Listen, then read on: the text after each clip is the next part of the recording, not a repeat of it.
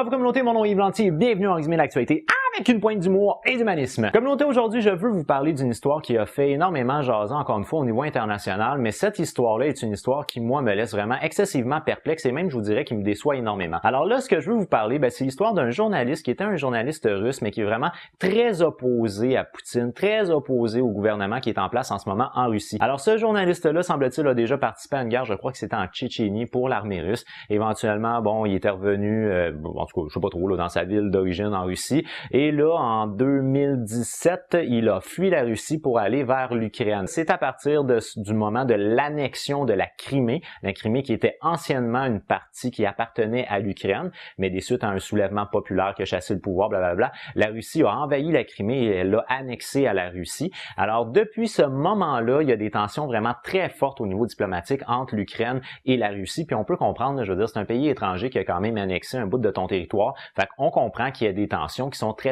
fortes et très vives là-dedans. Alors ce journaliste-là, c'est un journaliste qui critique très régulièrement la Russie, très régulièrement le gouvernement de Poutine.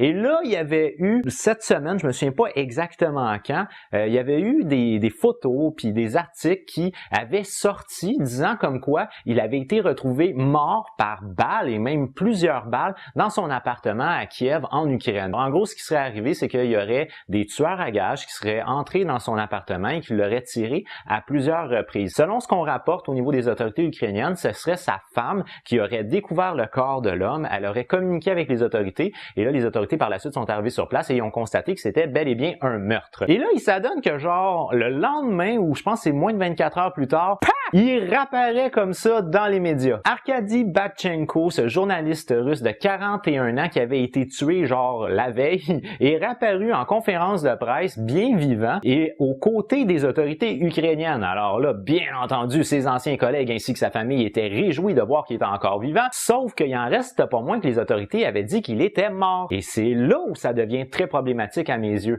Alors là, en gros, ce qu'on dit du côté ukrainien, c'est qu'on aurait créé cette mise en scène-là dans le but de faire ressortir le commanditaire de ce qui devait éventuellement être la tentative de meurtre sur le journaliste de 41 ans. Alors en gros, les autorités ukrainiennes disent qu'il y avait pas juste des bonnes raisons, il y avait la certitude qu'il y avait un contrat qui avait été mis sur sa tête en créant comme ce fake meurtre-là. Ce qu'ils voulaient, c'est faire ressortir l'identité du commanditaire. Et là, ils disent qu'ils ont réussi à mettre la main sur les personnes qui étaient censées le tuer. Ces personnes-là, aujourd'hui, sont considérées comme étant des témoins et grâce à ça, ça leur a permis de trouver le commanditaire du meurtre. Puis ce commanditaire-là, ça donne que c'est un Ukrainien qui aurait des liens avec les services secrets russes. Alors là, en gros, ce qu'il faut comprendre, c'est que les services secrets russes auraient communiqué avec quelqu'un en Ukraine qui, lui, aurait payé des tueurs à gages pour tuer le journaliste de 41 ans. Et là, ce que les autorités ukrainiennes, ce qu'ils voulaient, eux autres, c'est d'arrêter les gens qui sont responsables de ce contrôle-là. Alors ça, en soi, on se dit, bon, c'est quelque chose de gentil et de sympathique, mais il en reste pas moins que les autorités ukrainiennes ont menti. Ils ont déclaré publiquement que l'homme avait été tué alors que ce n'était pas vrai.